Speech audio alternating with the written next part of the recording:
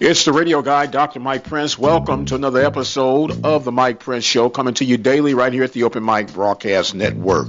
The social media handles for Instagram, Facebook, and Twitter are at the Mike Prince Show. The YouTube channel, Open Mic Broadcast Network. And don't forget the website, obnradio.com. And for those of you who like to chime in, call in on the message line, 713-570-6736. Without any further delay, we'll jump right into today's episode. Panthers baseball ventures out in Corpus Christi fell up a little short on yesterday, losing 8-5 to the Islanders. They'll be back in action today at 3 p.m. Central Standard Time as they will host University of Houston Victoria. U of H Victoria representing the Red River Athletic Conference, and of course the Panthers representing the Southwestern Athletic Conference. We are halfway through the regular season. Panthers overall are 9-21, but what's more importantly, they're 5-7 in conference play. Right now, they're holding down the number 4 spot in the Western Division. And with that being said, they'll be on the road to take care of Pine Bluff, Arkansas. Now, here's a little ironic twist about this particular series. Originally, the Panthers were supposed to open up on the road against Pine Bluff, but due to some construction with the home stadium for the Golden Lions, they had to reverse those games. So now we want to see what type of cause and effect this could possibly have on the Panthers. This would have been a home series. So really and truly, the Panthers will be on the road for the rest regular conference season, with the exception to the Southern Series, which happens to be the last regular season series of the season. So it's going to be very interesting. The Panthers will be on the road at Pine Bluff, on the road at Grambling, on the road at Texas Southern, although it's only right down the road, but it's still on the road, and of course at home for Southern. One of the challenges that the Panthers are going to have to overcome, and we thought we saw them turning that corner last week, was winning those Friday games. Usually the Friday game, which is the first game of the 3-game weekend series, can set the table. They had to double up on last Saturday due to some bad weather headed in Baton Rouge. But most cases, you could set yourselves up for a greater outcome of winning the series when you get out that first game. So we'll see how the Panthers rebound today at 3 p.m. Central Standard Time. With over 20 years of experience as a lawyer, attorney Lee Van Richardson Jr. can help you with whatever your need may be. Divorce, car accidents, criminal case, wills, deeds, trust, civil suits, parent and child relationships. Contact Richardson's Law Office located at 1047 Austin Street in Hempstead, Texas. You can call them at 979-826-8008. Attorney Lee Van Richardson Jr. in Hempstead, Texas. What a tough night for both HBCU basketball programs at Hampton and Texas Southern. Texas Southern losing in overtime in the CIT semifinal, and the Hampton Pirates losing by a field goal. And both teams' season, unfortunately, has come to an end. I still say the CIT is a very competitive tournament. Some would not like to give it any credence, but I'm not one of those. I think it has its particular place and space in postseason play. Congratulations to the Pirates and to the Tigers on a job well done. And I still have to give credit to the Tigers being able to take care of business with only 8 players on this run. And I still say in the back of my mind, if the Tigers were fully loaded, this would have been really a walk in the park. Not sure if you have heard what is the latest trend these days, but a Power 5 coach is on record for saying that coaches are afraid of players, and the players if you allow me to ad-lib a little bit, have smelled blood. And it's to the point of no return now. So the discipline era is slowly but surely to some, or quickly exiting stage left. And now they want to sound the trumpets. Well, I look at this as a two-way street. For years, Power 5 programs have dangled the carrot in trinkets, cash, and whatever little items they could come up with to lure the best of the best student athletes. And I use that term rather loosely because most of these people were athlete first, student second. And now they've created these monsters, and the response now from some of these coaches is that they're out of control.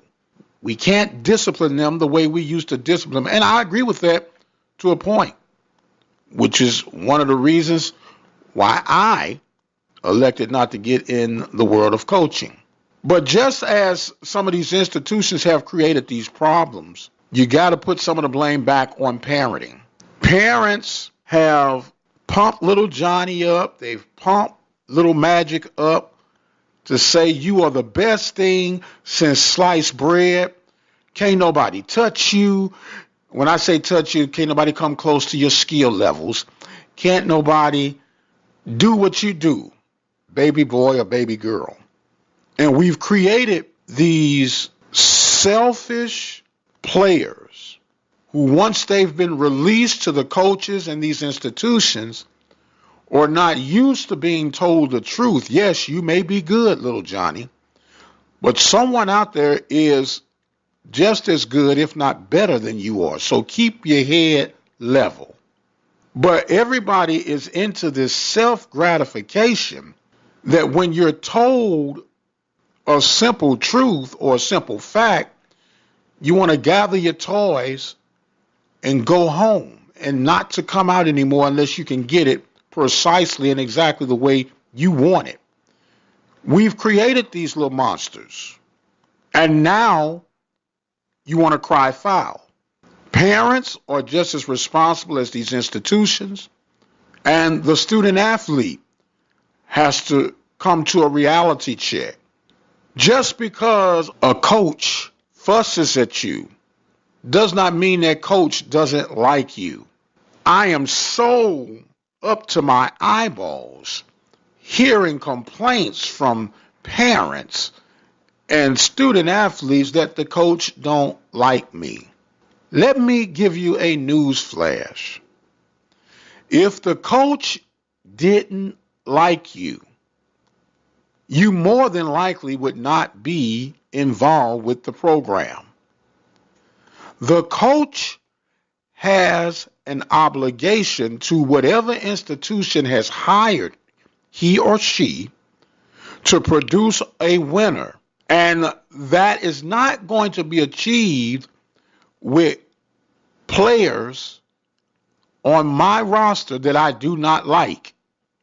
So please get over yourself. If someone tells you you should have went left, but you decide to go right, and as a result, you didn't get the executed goal at hand, and the coach tells you, did not tell you to go left, follow instructions, doesn't mean the coach has a vendetta against you. Please get over yourself. And in the same breath, in the same token, coaches walk into these jobs with their eyes wide open. You have to take a strong, hard look at yourself, because you can't just say, well, these kids are uncoachable. You can't do this, you can't do that. Now I'm going to speak on a collegiate level. That's what recruiting is part of the background check.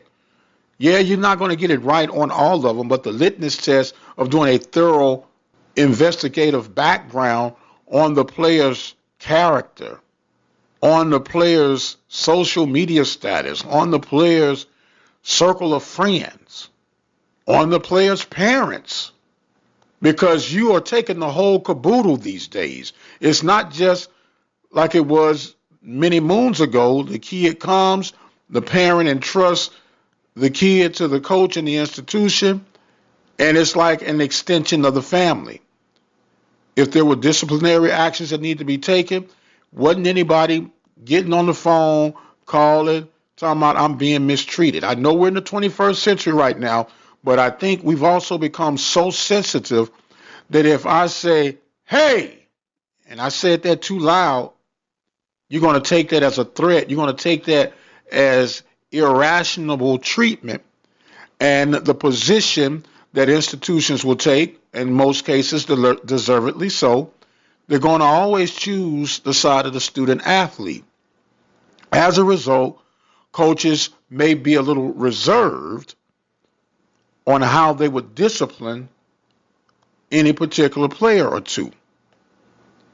But at some point, you have to ask yourself as an institution, you have to ask yourself as a coach, you have to ask yourself as a player, you have to ask yourself as a parent, what is going to be the ultimate best decision overall for all of us to get to the desired goal?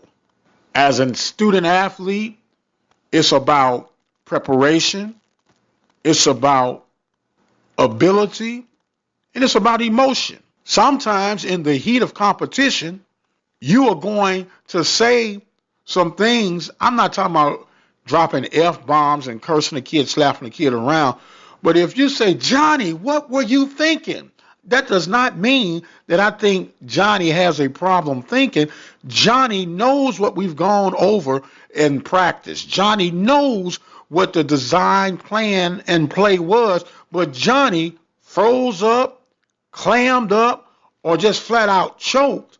And as a result, the coach is in the breadline because now he's going to be dubbed as a insensitive coach of student athletes. So there's got to be a balance in that. Student athletes have to accept their responsibilities. Coaches have to accept their responsibilities. Administration has to accept their responsibilities.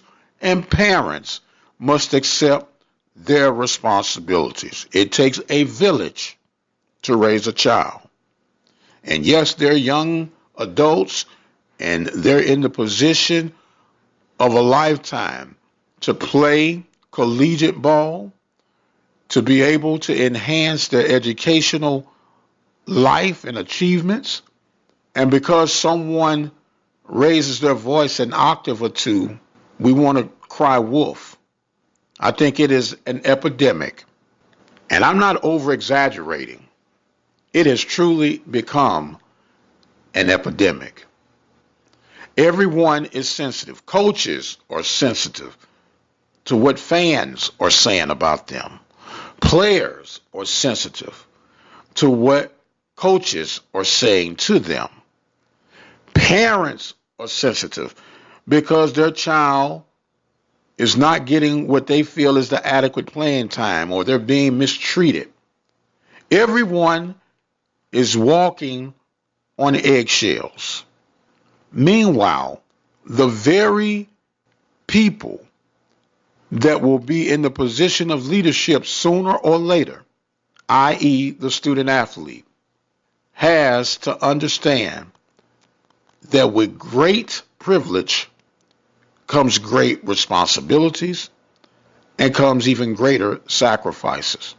Now, I am not advocating that anyone mistreats anyone physically, verbally, or even mentally. But gee whiz, let's bring it down a notch. Let's truly bring it down a notch.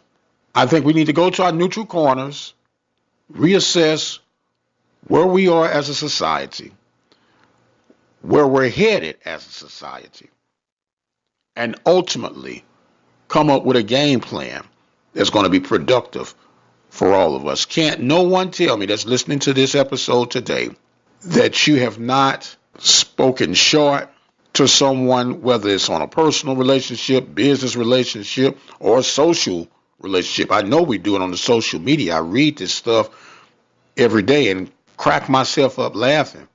But at some point, we really have to remove our feelings and emotions and decide what's going to be best for all parties involved. I've got to exit stage left.